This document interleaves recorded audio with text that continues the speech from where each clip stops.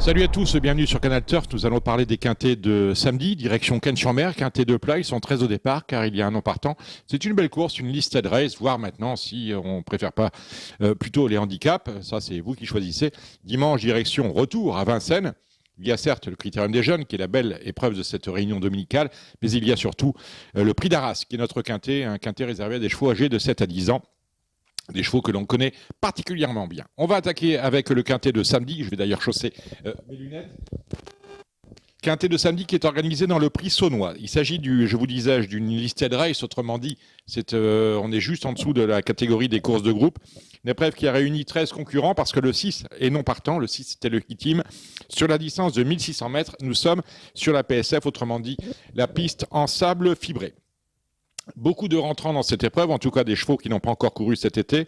Mais ce n'est pas le cas de mes deux favoris. Tout d'abord, le numéro 11, Rominou, qui vient de s'imposer. Rominou est désormais âgé de 6 ans. Il est et il vient de s'imposer sur le parcours qui nous intéresse, aux dépens d'un certain Batouane qu'il retrouve ici.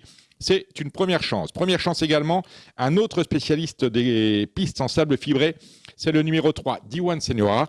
Diwan Senora qui présente la particularité de s'être lui aussi imposé sur ce parcours dans une course à condition, autrement dit, l'opposition Rominou Diwan Senora, outre le fait de présenter deux chevaux dont on est pratiquement sûr qu'ils termineront dans les 5 premiers, ne manque pas de piquant, l'un ou l'autre pouvant s'imposer. J'aime beaucoup en troisième base la candidature du numéro 5, Zalamea. Zalamea, c'est la monte de Tony Picon, l'entraînement très informe de Frédéric Rossi, un local. Et elle aussi vient de courir, mais sur plus court, sur cette piste de Cannes-sur-Mer, obtenant une 5e place.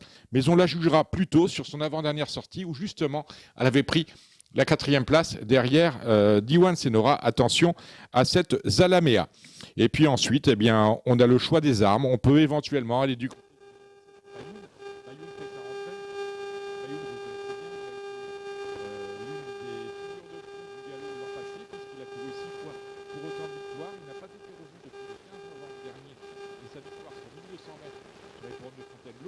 Et Bayoun, il fait exactement ce qu'on lui demande. Il est à l'aise sur 1600 mètres. Il débute certes sur la PSF, mais il devrait, en toute logique, s'en sortir.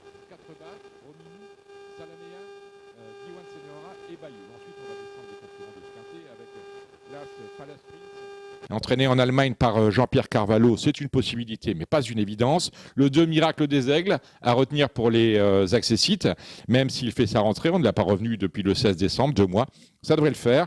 Le cas de Wolfango, alors lui nous pose problème. Il est entraîné par Fabrice Vermeulen. Il est absent depuis le mois d'août. Mais on sait que chez Vermeulen, on ne court pas par hasard. Donc attention à ce numéro 4, Wolfango. Le numéro 8, Kivafa Fushi, c'est l'entraînement de Henri-Alex Pantal. 3 succès d'affilée pour ce mâle âgé de 4 ans. C'est une possibilité. Il peut éventuellement surprendre.